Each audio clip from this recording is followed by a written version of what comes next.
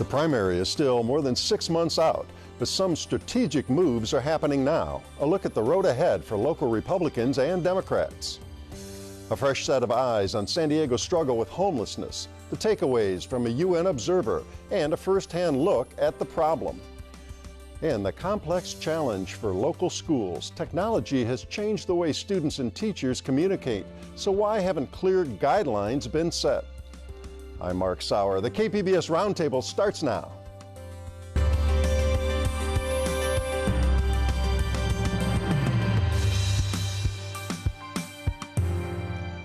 Welcome to our discussion of the week's top stories. I'm Mark Sauer, and joining me at the KPBS Roundtable today, KPBS reporter Andrew Bowen, investigative reporter Morgan Cook of the San Diego Union Tribune columnist Michael Smolens, and reporter Kayla Jimenez of Voice of San Diego.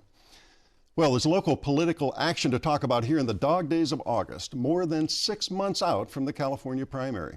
County Democrats have backed a candidate for mayor, and county Republicans have gotten into the news business, sort of. Andrew, start there with the Democrats. Who got the big endorsement this week, and it's a pretty big margin at that. It was, yes. So Todd Gloria, current assemblyman, former city council member in the city of San Diego, got the endorsement from the Democratic Party's Central Committee. About 71% of the delegates or the members of the Central Committee voted for him, so it wasn't exactly a close one. And it's a big deal. Why? It involves campaign funds. Yes, so it's a big deal symbolically because a lot of voters at this point are not really paying close attention to the mayor's race, and so to have that brand endorsement of the County Democratic Party certainly carries some weight with some voters. But financially speaking, it also will help Assemblyman Gloria with fundraising, and the Democratic Party has a lot of money on its hands that it can spend on Gloria's behalf. So that is then money that would not have to come from Gloria's official campaign, and the party can send out what's called member communications, typically mailers to registered Democrats. They can look identical to the mailers that Gloria's campaign would be sending out, but it's not coming from his campaign account. So a big boost. He's gotten some other important endorsements as well. Yeah, so he's gotten the endorsement of I believe every Democratic Assembly member in the state legislature, a couple of very high-profile state senators, Governor Gavin Newsom, some local labor unions that can set up independent expenditure committees that could also spend money on his behalf. So at this point, it's really Todd's race to lose. All right, Michael, speaking of money, your column today notes that Gloria does face some trouble over mishandling of some funds here. Is this a big deal? Well, it's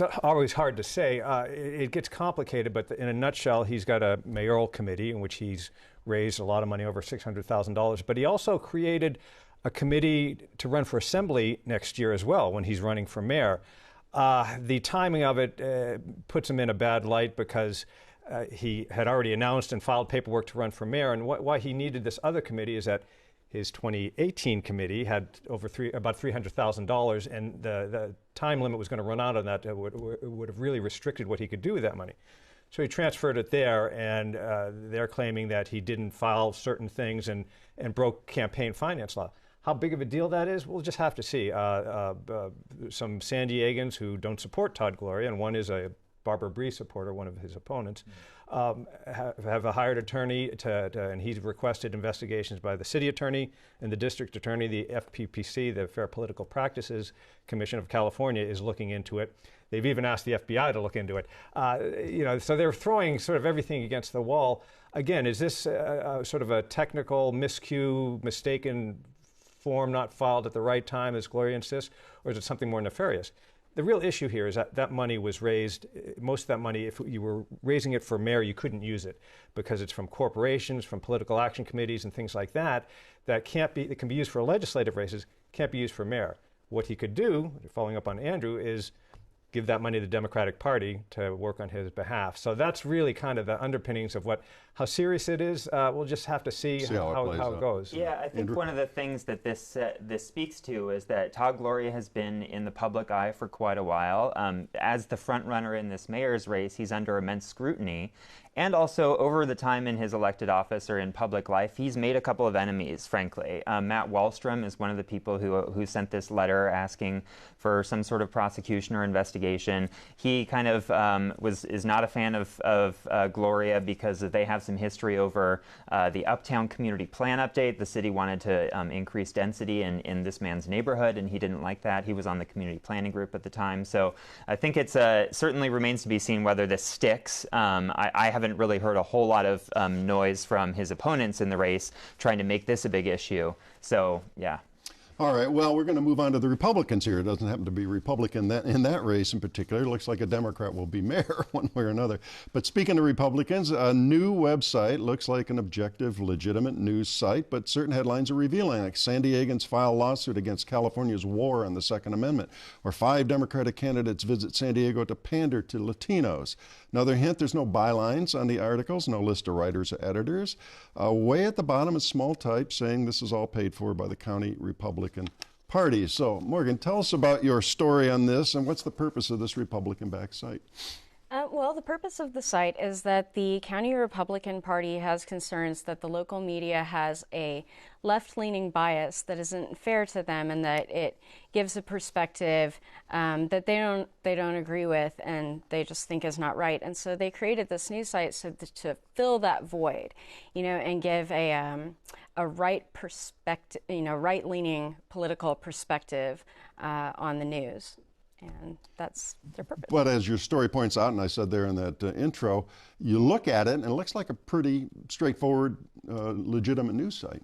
It does, unless you get to the bottom and you read the fine print, or if you're particularly an observant reader and you notice the headlines seem, more subjective than objective. Skewed one way. Right. And no bylines, no credit lines, no contact us, here's the editor, typical things you see in Union Tribune or any other, right. KPBS, any other website. Those are typical to see, and I asked why they didn't have them, and the chairman, Tony Kabarak, he explained that they didn't want to. They chose not to, and he didn't want to elaborate on why that was. So it's a choice that they made. Now, how does this all square with this party-driven info site? How does that square with political disclosure laws? When you use money for political purposes, in this case from their state and federal political committees and an associated tax-exempt organization, when you do that, you have to disclose who it was paid for, somewhere in legible, big enough to read type.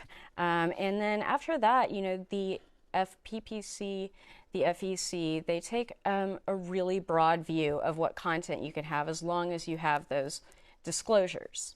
And so they seem to have done that, and then they're good to go.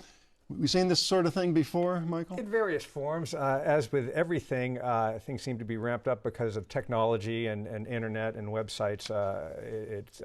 You're able to distribute them a lot more. We've seen some cases in the past where mailers have come out that look like news, but they're actually just a campaign mailer. Often campaigns, if there's a story that is favorable to their candidate or unfavorable to their opponent from centralized normal media organizations. My stories, your stories in the past have been used in mailers. It's not always a fun thing, but we can't write our stories with that in mind.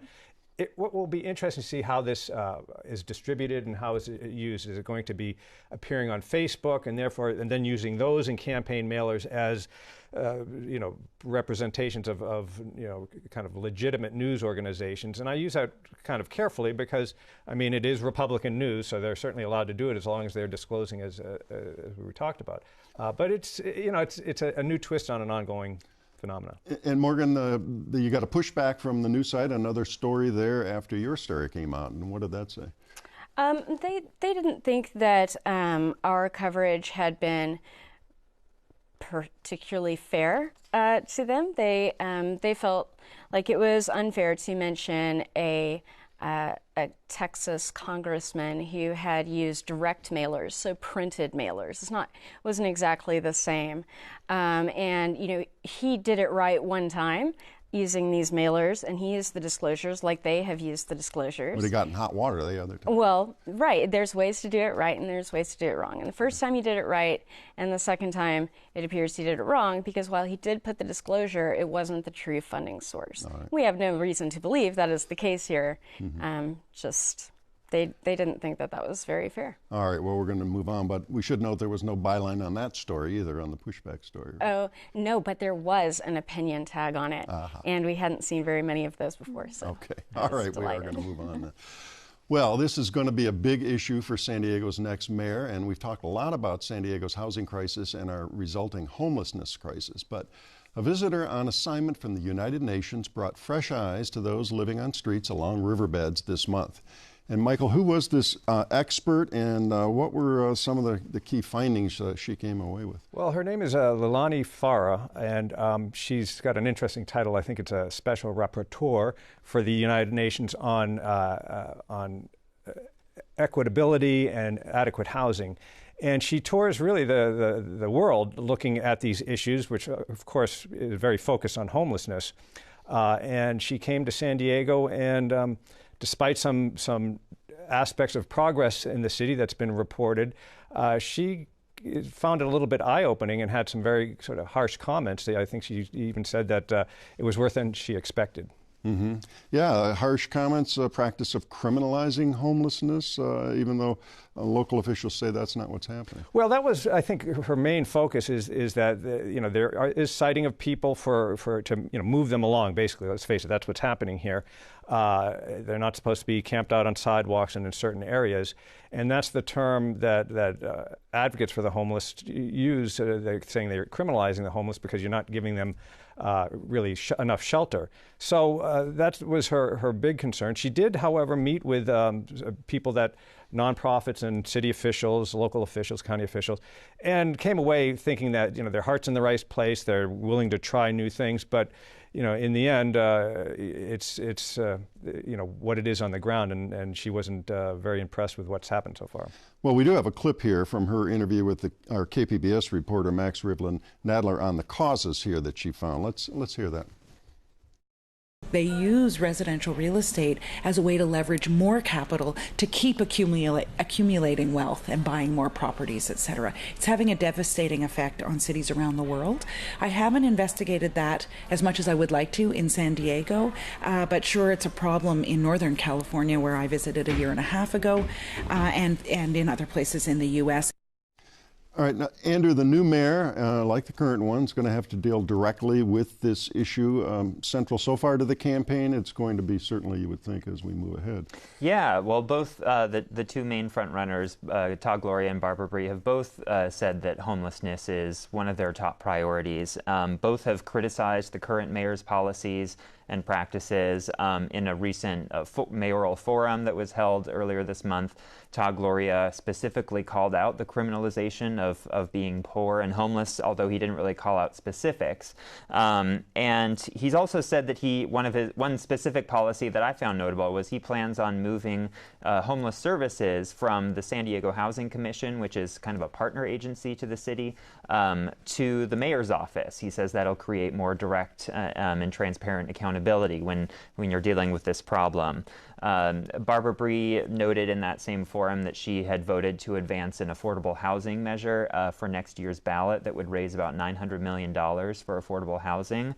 As the campaign goes on and as the candidates are under more pressure to develop really specific policy plans, I think we'll maybe start to see a little bit more differences between the two of them. And talk about what it's going to cost and where that money would come from. Now, Michael, your column this week also noted that the UN Representative Farah cites Finland as a model where actions to solve homelessness really made a difference, but she couldn't really lay it over San Diego, and there's some differences here. Well, big differences. It was fascinating. She mentioned that, and there wasn't a lot of coverage of that. So I kind of started Googling around to see what is Finland doing, and it's a different kind of country. It's not just a matter of scale. There's only about 5.5 million people in the entire country.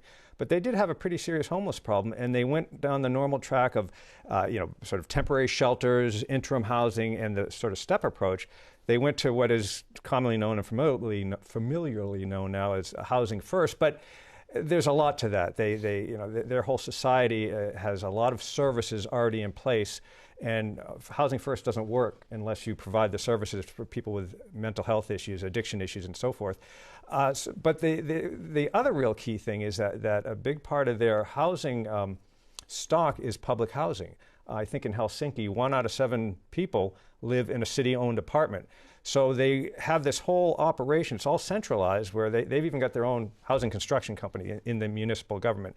So they were able to ramp this up. And as we know, the big problem among many in San Diego is that we just don't have the housing, and it's very expensive to build. There's a lot of regulations. How that happened early on, I mean, I'm sure there were fits and starts there, but they're getting a lot of credit. But even the Finland officials don't say things are perfect, that they still have to figure out why people are falling into homelessness. They try to reach out to people sort of on the bubble, but there's still a structural thing that has people kind of heading in that direction here and there. And we have a different wrinkle here, where the county government has stepped up in the past, and certainly here recently with a new makeup in county government, and they have, some money resources now that maybe the city doesn't have at this moment. So we may see a more regional approach, right? Well, and I think Andrew hit on it, talking about Todd Gloria, that as much as they've tried to pull things together, it's still a very factionalized approach in San Diego and probably other cities. The county is involved in mental health. The city doesn't really control that. The city has other services. So I think in Finland, it's a lot more unified in that regard. Whether we can get there, I think it's been pulled together much better than it had been in the past, but that still is an issue. Almost out of time on this segment. What happens with her report? I mean, does it go into some dusty bin there at the UN? Or to be honest, I don't really know, but she does report back to them on her trips, and they because she was familiar with what happened in Finland, there's a body of reports and knowledge that is there to share. We turn around and tap the UN maybe for some funding here? I mean, it all comes down to money in the end. We've talked about this issue many times on this show. Somehow I don't think that's going to be the source of the revenue that San Diego needs. Well, and we were going to pay money for Greenland this week, but that's a whole other story. Well, we're going to move on. I mean, it's a fascinating topic, and it's certainly one that will play out in the mayor's race, as we say, and going forward on many levels.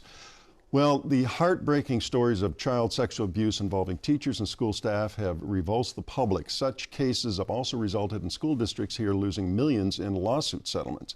The suits point out districts failed to protect students because they didn't have clear, comprehensive policies outlining improper teacher-student interactions. But that's changing. And Kayla, we've got the San Diego Unified, Sweetwater Union High districts. They got sued in years past. Why were they found liable in these cases? Right. So those cases where there were inappropriate student-teacher relationships and there was sexual abuse by these teachers, the schools were held liable because they didn't have the policies or training in place to set definite boundaries between teachers and students. Which I think a lot of people might find surprising these days because, anybody who works for organizations such as this and corporations and all, and long since, especially with the sex abuse scandal in the Catholic Church, we've seen the Boy Scouts and a number of organizations, they have clear guidelines. You would think schools would long since come to this, right? But that's not the case. Right. So 90% of schools in the state they get their policies from the California School Board Association, and those kind of serve as a template for statewide districts like Unified and Sweetwater. So that the association just implemented a policy last month to kind of move in that direction that outlines different boundaries like social media and texting with students, taking students home from school and visiting homes, and those boundaries that aren't exactly teacher-student. Right, and I wanted to get into some of the specifics there. Voice of San Diego has done a commendable series of stories on student abuse at area school districts. But step back a moment. What do the stories show overall, the critical problems regarding student safety from predators in schools? Right, so when you hear usually about inappropriate student-teacher relationships, those start with what you would say is small things. So texting that turns into texting late at night, and rides home that turn into rides alone, where there's in-depth conversations about family situations and different things, so that the student ends up relying on this teacher. and that's where the inappropriate relationship. Okay, so it builds and builds, but it's a pattern here because Right. we have a predator situation. So they're probing, they're looking for weak students, situations at home, et cetera, where they can move in and take advantage. Right, and they target vulnerable students that they feel All that right. they can mentor.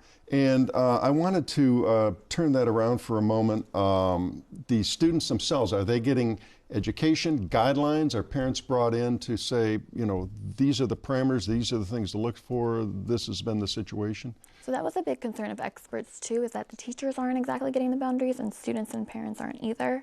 So maybe with this push of policy that will change the students, staff, and family members have that information. Well, it's interesting. I said earlier on, like with so many things when we're talking about a different subject, the internet and the contact is just different than it had been. But this has been going on for time immemorial. A friend whose daughter is now an adult, but when she was in high school, he said that there was almost an informal network among girls at the high school about which teachers to kind of watch out for, and it seems more prevalent now, and maybe it is, but I think the flip good side of this is it's just being exposed and talked about more. Lawsuits, unfortunately, are being filed, and so, I guess I don't really have a question here, but it is sort of remarkable that after all this time, some schools are still debating to have formal guidelines on this kind of behavior. I mean, we go to training sessions, we've got pamphlets, as we have for decades. Kayla, I want to ask you, teachers often complain about how they feel like schools are under such pressure to be kind of the catch-all social services for all of their students. Many of the students might have legitimate problems at home and at families. Have you heard at all what teachers have to say about this? Maybe do they feel like these types of guidelines might actually prevent them from being effective advocates for their students? So I haven't talked to many teachers about how they feel about it recently, but I have heard in the past concerns where teachers have been kind of concerned, kind of going off of Michael's comment, is that these teachers are kind of out in the open and everyone knows that they're being inappropriate with students, and teachers feel like they don't have a way, if they go to the office and say, hey, my colleague is acting inappropriately with students, they're not breaking any rules. Right, they're not breaking rules, and there's this gray area. So I have heard that from teachers that they wish they had that support. Now, as we start to get back into school this month and certainly in September here, are we expecting to have some more clear, more concrete guidelines coming down now for schools in this region? So the San Diego County Office of Education recently implemented a policy last month that's really extensive, and other districts like Sweetwater and Unified are taking a look at CSBA's policy and the county office's policy to kind of push that forward. And how likely is that to get enacted and have something, as we move into the school year? Yeah, so some districts are still talking to the teachers' unions and seeing what they can actually put forward. So there's some, I think it's a work in progress for the beginning of the school year. Is there year. a lot of pushback from the unions for teachers and staff here? I mean, you would think they'd all want to be pulling in the same direction on this issue. Right. With the teachers' unions, I mean, this due process, obviously, for the teachers, and so there's a lot of negotiations that go into this, even through the school board association's policy. They had to bring in the unions to make sure that that was approved for the state. And is there, on the state level, are there model districts? Are we seeing where unions and teachers and students and administrators have all come together and said these guidelines are working? And, I know they all go to conferences, and as an educational system, you would think that some places say, hey, folks, you've been sued, you've had settlements, it's working here, take a look at what we're doing. Yeah, so I covered a story about Redlands Unified, and they had maybe $30 million in settlements over the past few years. So they had to in do cases. something. So they had to do something, and they implemented a policy last year after all that happened, and an extensive training situation for their staff. Okay, and your story talked about some bulleted notes. What are some of those specifics that that we talked about in terms of some of the red flags here? If students are seeing this or parents are seeing this, this is a problem situation with the teacher. You're right. So some things that I've seen a lot, even the cases that I've looked at, are giving gifts to students, transferring them home from school, asking them about their family situation in a way that wouldn't be appropriate between teachers and students, texting and social media communications. And some of those communications might also be via apps that don't really leave a paper trail, right? Like Snapchat, which is mentioned in this new policy. Yeah, so it gets rather devious at times. Yeah. Short period of time left before we're out of time here. Difficult to bring in law enforcement in these cases because of the gray areas and because of the gray area in terms of the student interaction with the teachers? In a lot of these cases, it's a very gray area on what they decide to prosecute. I mean, they're not going to prosecute if a teacher is texting a student, and what I've seen in a lot of these cases. So it's really up to the school districts and the parents and students themselves to be aware too. So really a self-policing thing, but when you get multi-million-dollar settlements, that gets everybody's attention Yeah. as we go along. All right, well, it's a fascinating thing, and we'll look for more stories. A very commendable series there in the Voice of San Diego.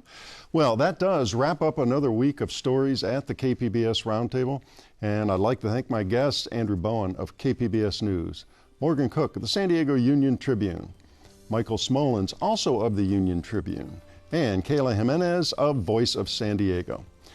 Now, a reminder, all the stories we discussed today, they're available on our website, kpbs.org. Thanks for joining us today, and please join us again next week on the Roundtable.